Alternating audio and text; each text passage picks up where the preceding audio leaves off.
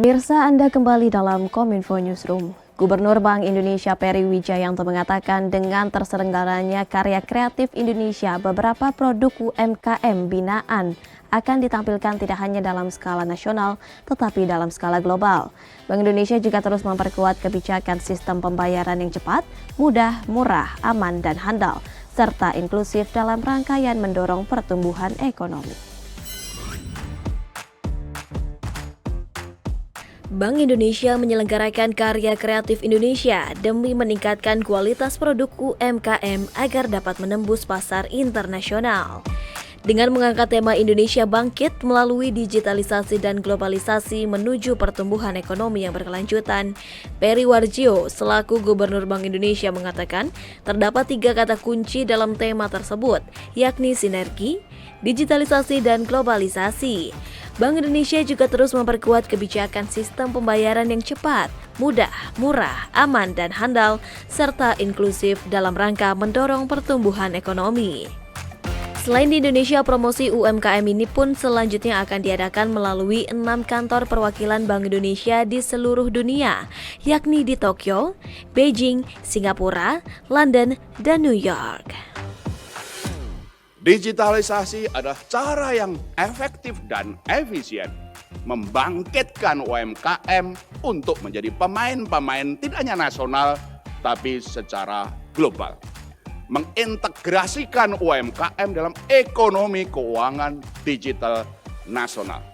Dan untuk itu Bank Indonesia terus melakukan digitalisasi sistem pembayaran agar proses transaksi ekonomi UMKM bisa secara cepat melalui sistem pembayaran. QR Indonesian Standard 17,2 juta merchant sudah tersambung dan platform digital. Wakil Presiden Republik Indonesia Ma'ruf Amin mengapresiasi upaya Bank Indonesia dalam melaksanakan program pengembangan usaha mikro, kecil, dan menengah melalui 3 pilar kebijakan, yaitu korporatisasi, peningkatan kapasitas, dan perluasan akses pembiayaan. Wapres berharap sinergi dan kolaborasi Bank Indonesia dengan berbagai pihak dalam mengembangkan UMKM terjaga dan diperluas. Wakil Presiden Republik Indonesia Ma'ruf Amin mengapresiasi upaya Bank Indonesia dalam mengembangkan UMKM sebagai penggerak ekonomi yang berkelanjutan. Demi menjaga kualitas dan pengembangan UMKM, Bank Indonesia memiliki kebijakan yang terdiri dari 3 pilar, yakni korporatisasi, peningkatan kapasitas, serta perluasan akses pembiayaan. Melalui acara Karya Kreatif Indonesia 2022, Wapres meminta seluruh pemangku kepentingan untuk terus memberikan dukungan dalam meningkatkan peran perempuan dan kaum muda untuk pemulihan dan kebangkitan UMKM. Selain itu, Wapres juga memberikan dukungan esensial untuk pelaku usaha mikro, kecil, dan menengah dalam merealisasikan UMKM bersertifikat halal dan mampu memberikan perlindungan bagi masyarakat yang mengkonsumsi produk halal tersebut. UMKM di Indonesia memegang peran vital sebagai tumpuan perekonomian nasional. Saya mengapresiasi upaya Bank Indonesia melaksanakan program pengembangan UMKM melalui 3 pilar kebijakan, yaitu korporatisasi, peningkatan kapasitas, dan perluasan akses pembiayaan guna mewujudkan UMKM yang produktif, inovatif, dan adaptif. Kedepan saya minta agar sinergi dan kolaborasi yang baik antara Bank Indonesia dengan kementerian dan lembaga, asosiasi, dan komunitas dalam upaya pengembangan UMKM di Indonesia dapat terus terjaga, bahkan menjangkau berbagai pihak lainnya.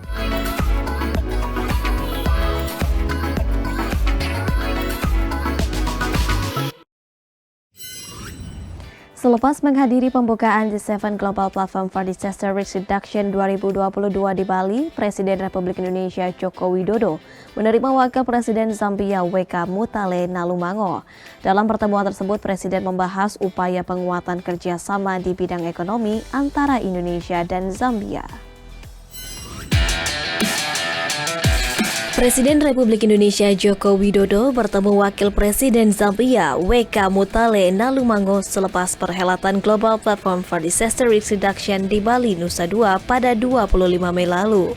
Disampaikan Menteri Luar Negeri Retno Marsudi, kerjasama Indonesia-Zambia akan berfokus pada penguatan sektor ekonomi, kesehatan, dan energi. Menlu Retno menjelaskan, nantinya Indonesia akan ekspor CPO, kertas, dan pakaian. Sementara pada sektor energi terbarukan BUMN, kedua negara akan melakukan pembangunan dan pengelolaan pembangkit listrik tenaga surya di Zambia. Menlu Retno juga menuturkan adanya sejumlah BUMN Indonesia yang saat ini sedang menjajaki kerjasama di Zambia. Antara lain di bidang perkeretaapian, PT Inka sedang menjajaki penyediaan lokomotif dalam proyek Zambia Railway dari Victoria Falls menuju kota Chingola. Selain itu, ada BUMN Indonesia yang juga sedang menjajaki kerjasama dalam konteks perluasan dan modernisasi terminal Bandara Internasional Lusaka. Keinginan perusahaan-perusahaan farmasi Indonesia untuk berkontribusi dalam memperkuat sektor kesehatan di Zambia, terutama atau khususnya dalam upaya memenuhi vaksin yang diperlukan di Zambia. Selain itu, Wapres Zambia juga mengapresiasi pemerintah Indonesia dalam penanganan dan pengelolaan kebencanaan non-alam seperti COVID-19. Dalam pertemuan tersebut, Wapres Zambia berharap Indonesia dapat membantu Zambia dalam peningkatan kapasitas kebencanaan dan pertambangan.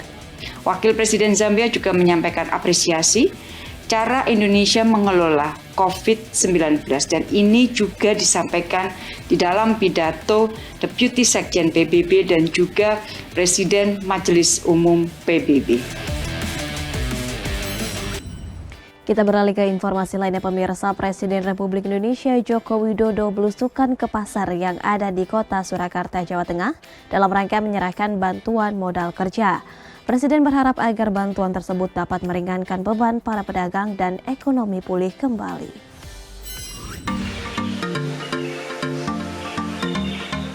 Dalam kunjungan Presiden Republik Indonesia Joko Widodo dan Ibu Iriana Joko Widodo ke Surakarta, Jawa Tengah, Presiden dan Ibu Iriana mengunjungi sejumlah pasar yang ada di kota Surakarta, mulai dari Pasar Mojosongo, Pasar Gede, Pasar Gading, hingga Pasar Harjodaksino. Saat berada di pasar tersebut, Presiden dan Ibu Iriana menyapa para pedagang sekaligus membagikan bantuan langsung kepada para penerima manfaat.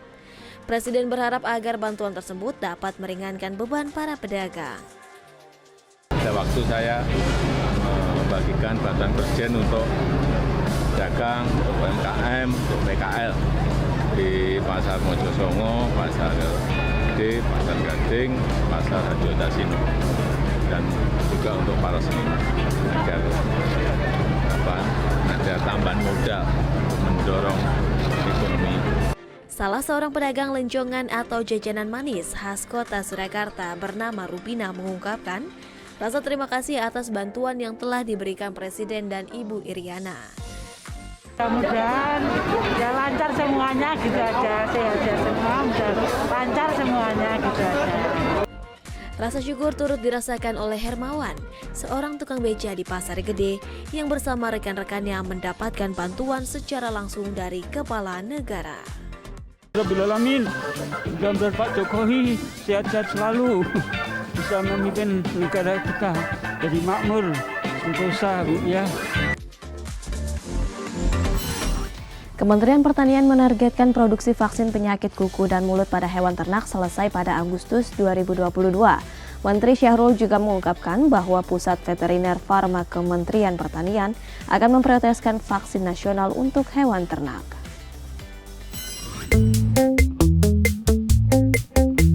Menteri Pertanian Syahrul Yassin Limpo menyebut produksi vaksin penyakit mulut dan kuku pada hewan ternak akan ditargetkan selesai sebelum Agustus 2022.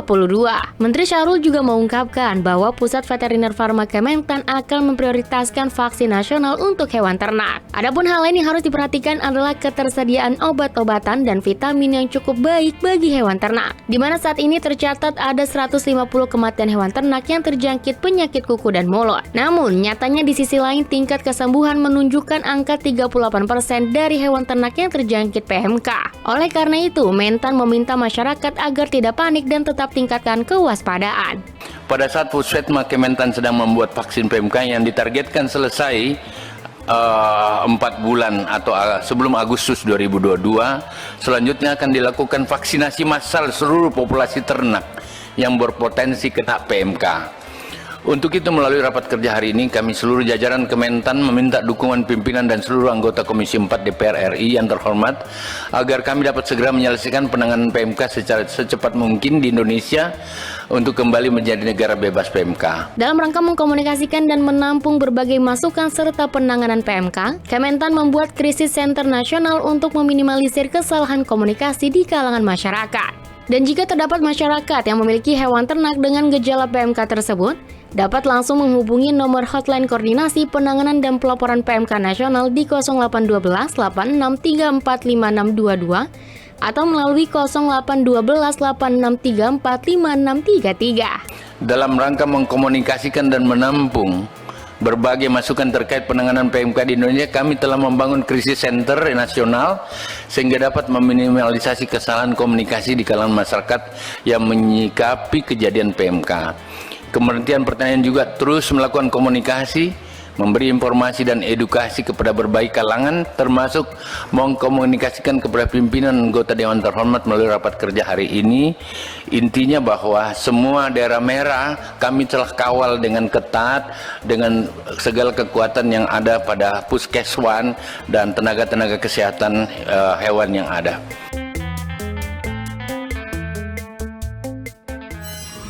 Ya, pemirsa, usai jeda kami akan kembali dengan informasi pelurusan isu menyimpang penyakit hepatitis akut pada anak. Sesaat lagi, tetaplah bersama kami.